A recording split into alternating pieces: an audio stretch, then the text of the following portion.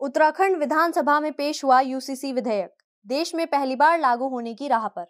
नमस्कार दर्शकों, मैं हूं स्वर्णिम कसाना और आप देख रहे हैं जी10 न्यूज। आज की बड़ी खबर आ रही है उत्तराखंड से, जहां उत्तराखंड विधानसभा में भाजपा शासन के तहत मुख्यमंत्री पुष्कर सिंह धामी ने समान नागरिक संहिता विधेयक यानी यूनिफॉर्म सिविल कोड पेश किया। ये विधेयक विधानसभा के 4 दिवसीय विशेष सत्र के दूसरे दिन पेश किया गया, जो सोमवार से शुरू हुआ था। मुख्यमंत्री धामी ने विधेयक को सदन में पेश करते हुए भारतीय संविधान की मूल प्रति भी साथ ली थी।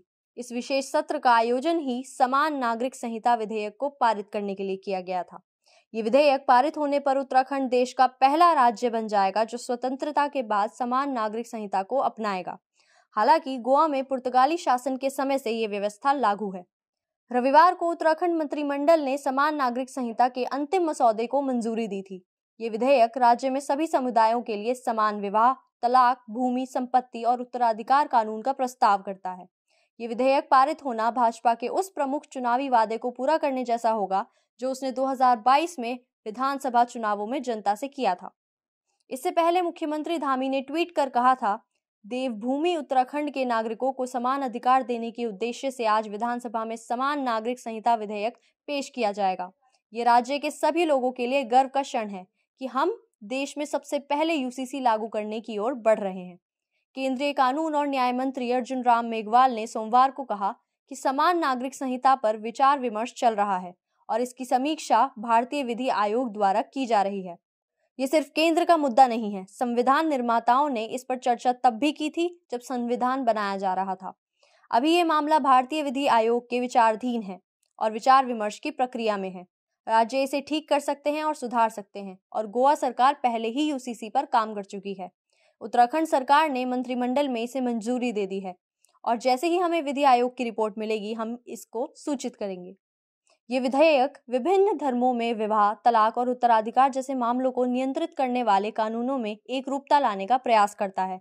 इसमें बहुविवाह पर प्रतिबंध लगाने और सभी समुदायों के नागरिकों के लिए एक समान विवाह आयु लाने का प्रस्ताव है।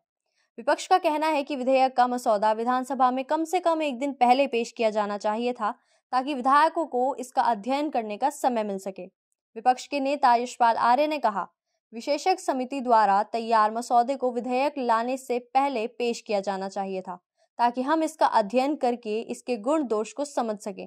विधायकों को और समय दिया जाना चाहिए था। अगर इसे आज पेश किया गया है तो चर्चा कल होनी चाहिए थी। उत्तराखंड में यूसीसी विधेयक पेश किए जाने के साथ ही विवाद भी तेज हो गया है। मुस्लिम संगठनों और विपक्षी दलों ने इस पर तीखी प्रतिक्रिया दी है। समाजवादी पार्टी के सांसद एसटी हसन ने विधेयक को कुरान के खिलाफ बताया है। उन्होंने कहा, अगर ये कुरान की हिदायतों के खिलाफ है तो हम इसका पालन नहीं करेंगे। अगर ये हिदायत के अनुसार है तो हमें कोई परेशानी नहीं है। All India Muslim personal law board के कार्यकारी सदस्य मौलाना खालिद राशि फारंगी महली ने कहा कि कुछ समुदायों को इससे छूट दी जाएगी। उन्होंने कहा, जब यूसीसी आएगा तो क्या सभी मौजूदा कानूनों में एकरूपता होगी? बिल्कुल नहीं। जब आप कुछ समुदायों को इससे छूट दे चुके हैं तो एकरूपता कैसे हो सकती है? हमारी कानूनी समिति मसौदे का अध्ययन करेगी और उसके अनुसार निर्णय लेगी। विपक्षी दल कांग्रेस ने इस तरह से विधेयक लाने का तरीका गलत बताया है। विपक्ष के नेता यशपाल आर्य ने कहा, हम यूसीसी के खिलाफ नहीं हैं, लेकिन जिस तरह से इसे पेश किया जा रहा है इसका विरोध करते हैं।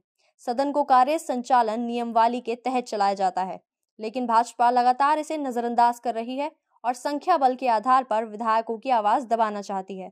विधायकों को सदन में अपने विचार व्यक्त करने का अधिकार है, चाहे उनके पास नियम 58 या अन्य नियमों के तहत प्रस्ताव हो। उन्हें राज्य के विभिन्न मुद्दों पर अपनी आवाज उठाने का अधिकार है। पूर्व मुख्यमंत्री और कांग्रेस नेता हरीश रावत ने कहा कि राज्य सरकार और मुख्यमंत्री बिल पास कराने की हड़बड़ी में नियमों का पालन नहीं कर रहे हैं। उन्होंने कहा, किसी के पास मसौदे की प्रति नहीं है और वे इस पर तत्काल चर्चा चाहते हैं। केंद्र सरकार टोकनवाद के लिए उत्तराखंड जैसे संवेदनशील राज्य का इस्तेमाल कर रही है। अगर उन्हें यूसीसी लाना है तो इसे केंद्र सरकार को लाना चाहिए था। ये देखना बाकी है कि विवादों के बीच उत्तराखंड विधानसभा में यूसीसी विधेयक पारित हो पाता है या नहीं। अभी के लिए सिर्फ इतना ही। हम जल्दी ही आपसे मिलेंगे एक और बड़ी खबर के साथ। तब तक के लिए देखते रहें जी10 न्यूज। धन्यवाद।